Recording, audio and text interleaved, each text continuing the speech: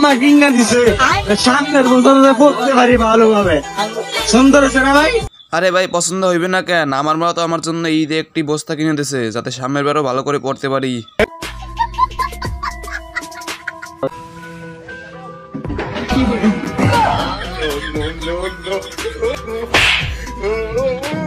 ভাই বাঙালিদের এরকমের হওয়ারই কথা, কারণ বাঙালিদের অনেক বুদ্ধি বেশি।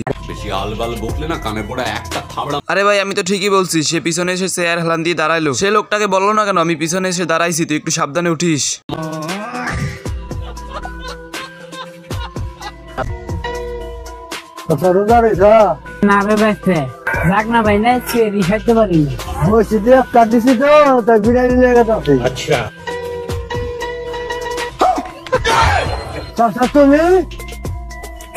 না খাইলে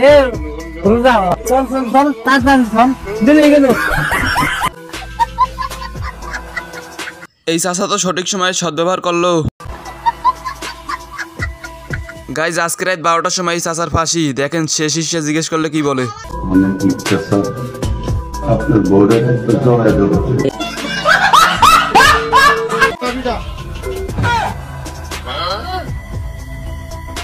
কি করে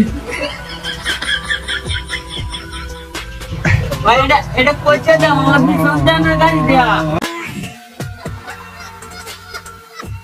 আরে এত বড় চাবি তো গাড়ি দিয়ে ঢুকবে না, এটা তোমার পিছন দিয়ে দেওয়া লাগবে, সেটা তুমি বুঝো না?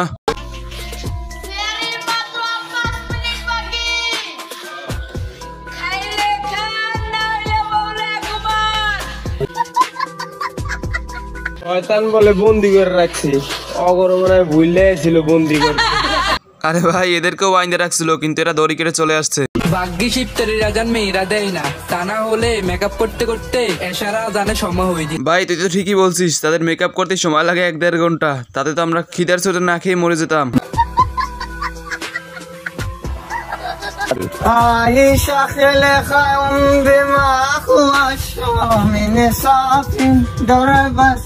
বাবাকে বাসা আছো? কি বাবা?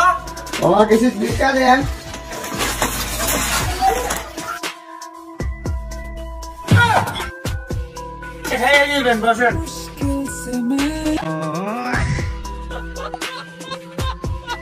গাইস ফকিরটাও আজকাল ডিজিটাল হয়ে গেছে, আল্লাহ রসুলের নাম থুয়ে তারা গান গেতে গেতে ভিক্ষে করতে আসে।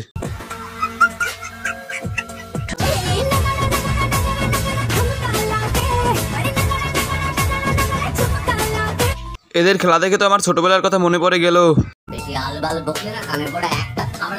ও সরি, আমি তো এখনো ছোট।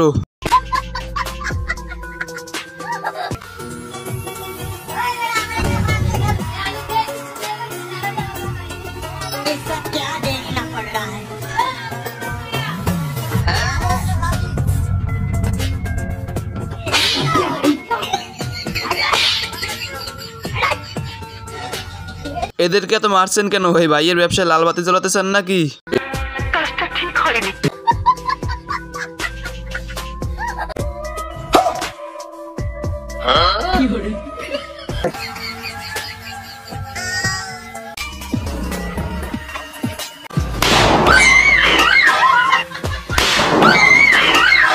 বন্ধু ঘুমিয়ে ঘুমিয়ে সিগারেট খেলতো, এরকমেরটাই হওয়ার কথা।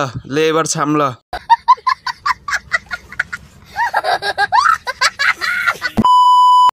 সো গাইজ আজকের ভিডিওটা এই পর্যন্তই। ভিডিওটি ভালো লাগলে অবশ্যই লাইক, কমেন্ট এবং চ্যানেলটি সাবস্ক্রাইব করে দিবেন।